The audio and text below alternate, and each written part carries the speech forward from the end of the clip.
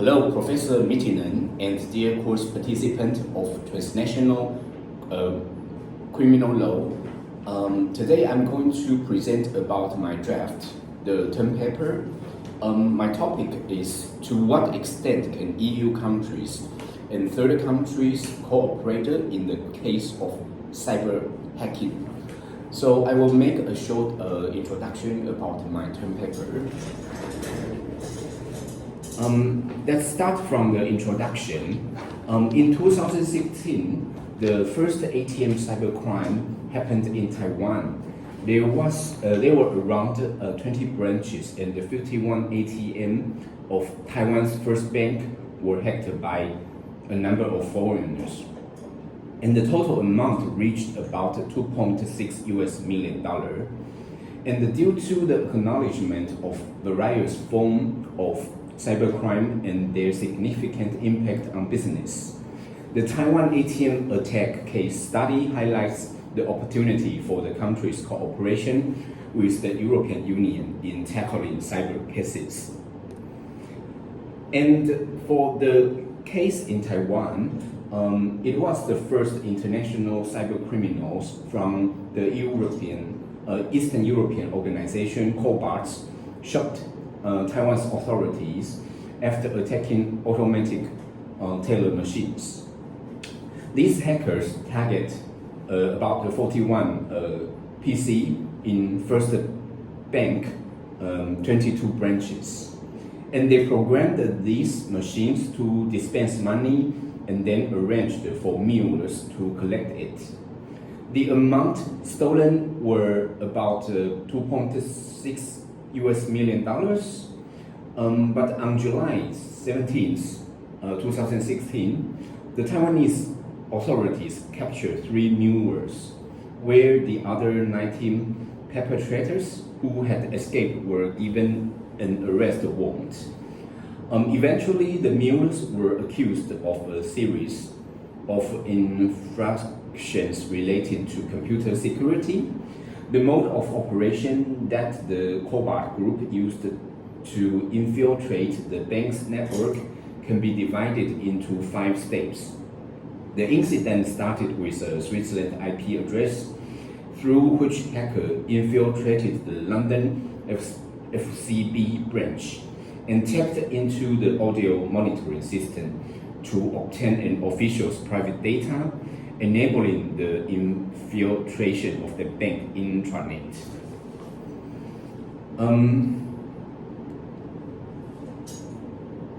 And the current status in Taiwan, nowadays, Asia is increasing the amount of web users, including countries such as Taiwan, has increased the rate of cybercrimes. Taiwan ranks 4th in internet penetration, the Asia Pacific region, with a 92.4% internet penetration rate. As a result, we face also unprecedented rate of sophisticated cybercrime and fraud attacks. And highlighting the severity of the challenge, compromising websites and the malware-infected servers are widespread, affecting even government portals due to the vulnerability in the design. And the Symantec 2019 report ranked Taiwan 8th globally regarding malicious email rate at 1 in 163 countries. Besides the monetary loss from the ATM or other crime, these cyber attacks pose insecurity to our people's online activity, system downtime, brain damage, reduced efficiency, mistrust, and also damage employees' moral. So I think for a long time, its long-term economic and political sustainability depends on the ability to integrate in an emerging global and regional institution. However, the international status impeded the ability to negotiate agreement with other governments. Because the pressure from China is always politically giving a lot of pressure, so Taiwan's democracy has also a lot of challenges, and they are always at conflict with the political objects. And it's very important for a European country and Taiwan to cooperate together.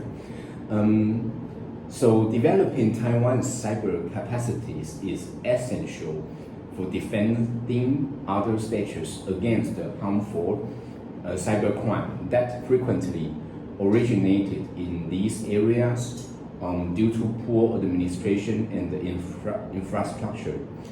In addition to safeguarding Taiwan's vulnerable financial, government, and social structure from cyber threat, by continuing to grow Taiwan's diplomatic skills in negotiating transnational contracts and the standard in international bodies, implementing cyber capacity building method would sustain Taiwan and enhance its prospect as an influential participant in the transnational governance framework for internet security and enhanced domestic capacity.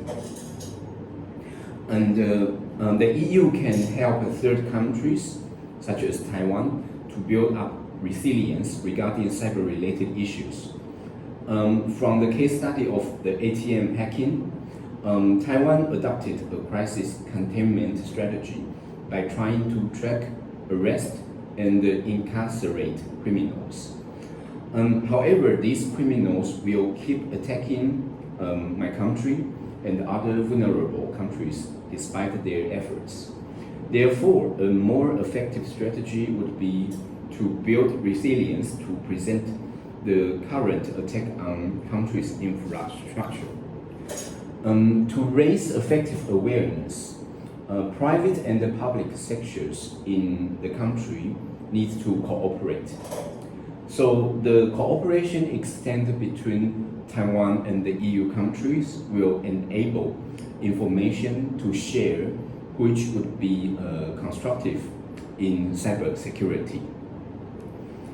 And for the cybersecurity awareness, because the lack of cybersecurity situational awareness in Taiwan, like citizens do not really have the awareness.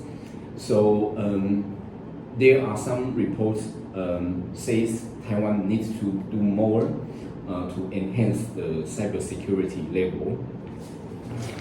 And the EU can also provide some support, such as in some research, and we will have more tools to track some cyber attack. And using the information, Taiwan and the EU can both develop strategies to educate more larger public and how to avoid being susceptible to cyber attacks, and formulate the way for public to track some invisible criminals. So additionally, EU can support Taiwan's high technology companies financially to help us scale up the business development. So by this way, the cybersecurity companies can leverage the initiative and the access financing. By funding tech and the cybersecurity companies, there would be a complementary use of resource for maximum benefits. However, for EU countries to provide Taiwan with funding, Taiwan has to ratify also the Budapest Convention. And the Budapest Convention is a cybersecurity treaty focusing on cybercrime. It fosters cooperation between countries and sets a regulation for harmonizing and developing the different national legal frameworks. So in the future, if Taiwan can be a convention member, we will have a legal framework for its international cooperation on electronic evidence in the cybercrime. So this is about my draft of my term paper, and it will be very welcome if Professor Mitinen and the course participant can give me some suggestion. Thank you very much. Have a good day.